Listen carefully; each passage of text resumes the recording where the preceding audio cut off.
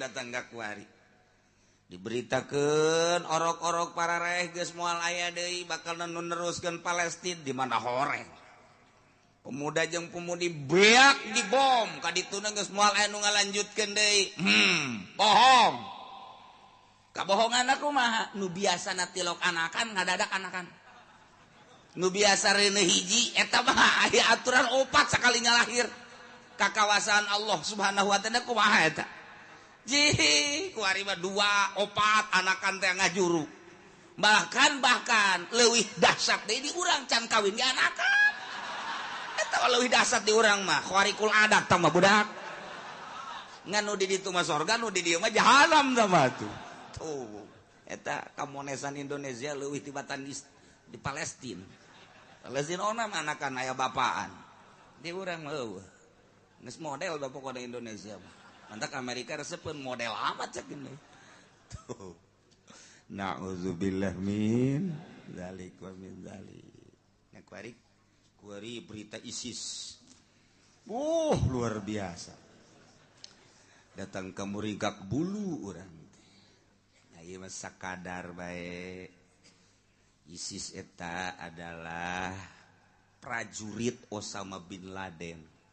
Nu baheula memperjuangkeun Irak katangkep ku Amerika bawalah ke Amerika lantaran hebatnya sajelema ditembak teu daek paeh digodot teu paeh adu kekuatan diadukeun jeung Amerika 40 Amerika ngagoler kabeh hebat ya budak bawa ke Amerika cuci otakna terus setrum dicuci dieusi lah lantaran kehebatan ilmuwan Amerika digodog dicuci dalam jangka sabaraha tahun berubahlah manehanana berarti kuari dieusi bahwa di otakna teh kudu aya khalifah berarti kudu beat nah sahabat nu teu beat kanyana tembak bunuh lantaran geus pol jasa kos kituna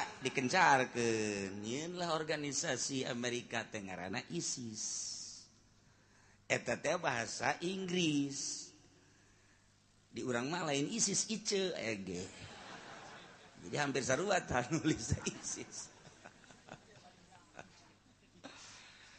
tah dikaluarkeun bareat jelema nu barodo mulailah datang ke mujahidin kita beat lantaran ieu teh endek yeun khalifah nyana loba ye endek yeun khalifah HTI endek yeun khalifah wallahu alam akur jeung teu nu jelas mah seperti gitulah maka mujahidin dititah beat teu daek nu teu daek dibunuh harita kana jeger tembak masyaallah Lumpatna ka Syria datang ke kiai titah beat lantaran ieu teh memperjuangkeun agama nuzarah tembak lantaran ieu ngagungkeun nu geus paeh musyrik ka Allah bae ujung-ujungna engke nu toab ge dibunuh bahkan Baitullahna dirusak lantaran tita ibadat teh ka Allah ieu jelema geus mempertuhankeun Baitullah tembak geus sabaraha puluh kiai nu ditembak Yaman ditembak, Syria kiai ditembak, di Irak ditembak.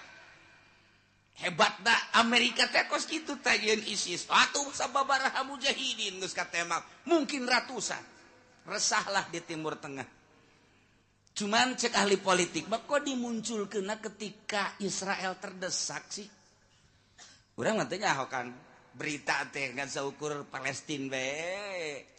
Anu terdesak iya hakikatna asli nama Israel teh eleh terdesaklah Israel dipunculkeunlah ISIS kan model kos gitulah beruntun batur mah urang mah nata urusan perekonomian perpolitikan mun ieu ieu mun ieu kieu ieu main catur bae lamun ayeuna Jokowi nu menang menteri agama saha menteri perekonomian saha menteri geus ditata rancanganna lamun ayeuna Prabowo nu jadi saha nu jadi menteri saha nu jadi etalah ketika akur teu akur bakal ieu ganti eta kos kitu batur mah strategi perang nah lamun Palestina terdesak moal dimunculkeun ISIS, ketika Palestina ngadesak Israel dimunculkeunlah ISIS. Dunia resah. Geus lain ka Palestina deui lantaran mujahid teh ditembakan. Yaman geus aya 20 kiai. Di Syria geus aya 30 leuwih kiai. Di Jepang geus aya 18 mungkin 20 kiai. Nah, datanglah berita ka urang di Indonesia geus aya 2 titik ISIS. Nu bakal ditembakanana ieulah kiai nu sok pidato. Mulai hiji Pudoli. Cek Pudoli ngomong cenah mal berit mal ceramah dia. Sabaraha teh. Ceramah da target teh pokona tahu. Ieu geus sararese ku ari tah. Resah, kiai resah. Mulai Abu Bakar Ba'asyir kok narima aya naon sih aneh karena kedatangan ISIS, sedangkan kos itu patut ISIS teh ditinjau dari segi membuat khalifahna urang satuju lantaran jangan gempur kafir, tapi lamun ditinjau bahwa ieu ISIS teh lain kafir anu dibunuhna endahan mujahid kiai ustad diberondong masyarakat tu tedek beat paehan mungkin geus ngarebu meureun resah kan urang ku ari tapi Allah Maha Kawasa anehna asal manggih kafir ditembak di kujana aya tentara Amerika pan babargan jeung nyana ISIS mah malik ka nyana ieu ditembakan geus sabaraha ratus di sarua bae Yahudi ditembak deh karena sedegan jalan kan gak hiji jeung Yahudi. Malik Yahudi ditembakkan. Cak Amerika pan kieu amat ya. Wah, berapa ya urusan dia? Geus sarua. Islam ditembakkan, kafir ditembakkan. Sedengkeun nyana lamun ditembak teu teurak. Dipencit ke teu teurak dipencit. Ieu kuari kesulitan. Maka larinya ke Irak digempurlah Irak ISIS ku Amerika. Di mana baik ku hari aya ISIS digempur ku Amerika buatan Amerika, ku hari nu ngagempur Amerika sia mah. Cek Amerika teh nyieun-nyieun bae. Kita ke Amerika diembung sedangkan senjata nu geus dikiriman ku Amerika loba jasa. Di awal ge kan geus kanyahoan ku ahli strategi mah tembak. Kiai deuleu kitu peluruna begitu dipeluru dia oh buatan Amerika berarti buatan Amerika geus kanyahoan ti awal ge ngan di kitu dirahasiakeun ku ari mah geus lain rahasia deui sebab tentara Amerika na paraeh bingung cek Amerika kunaon jadi malik ieu bedana cenah ieu ka Amerika siap ngan deuk nembakan urang Amerika ulah cek ulah ka Amerika aing paraeh aku ari ger digempuran ISIS kan Islam keneh nu anu hancur mah di Irak geus hancur deui berarti di mana aya ISIS digempur ku Amerika nu hancurna Islam deui nah kuari keur meujeuna kos kararieu lah kaayaanana ieu ISIS pohara jasa cuman geus loba nu beunang katembak lah anak buahna mah tinggal ieu nu aslina nu hese jasa di mana nyana aya ditembak di mana aya nyana dibom sedangkan nyana babarenganna jeung Islam. Nah, kuari keur eueuh di tangan di Syria eueuh, di Palestina eueuh, di Mesir eueuh, keur kabeh ge di Baghdad ditembak, dibom eueuh. Ternyata aya di Cikupa. Mantak sing ada eta Cikupa sing ada. Di Citra sing ada besi aya bom nyasar ka dieu. Geus ulah sok uling ka Citra, loba tukang jagong di dieu sing ade.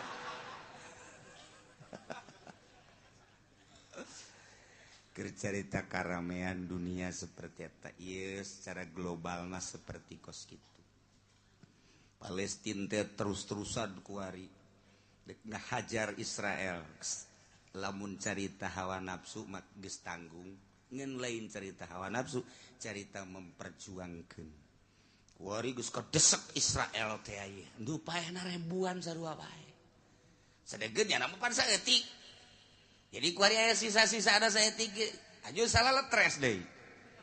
salah letres tentara Yahudi teh dikiriman ku Amerika 20.000 ti Amerika datang ka ditu embung perang tentara Amerika salah letres teh sarua maha kawasa Allah saya orang menyeritakan maha kawasa Allah dikirim ti Amerika ke Israel datang ka ditu embung perang ya kumaha coba ayo cak panglima Amerika terus dia dikirim ka ditu tita perang kurang embung panglima bae cenah turun ka dieu wari rembungan perang nu mantak embung kunaon lantaran kadang-kadang aya prajurit datang secara gaib langsung nembakan kente ditembak kabeh saparo aya ngobrol jeung disingsieuna deuk kumaha teh stresna perang sia hayo sia neraka dihareupeun sia nyana kan bingung stres lah nu aya satu kedua boga senjata anu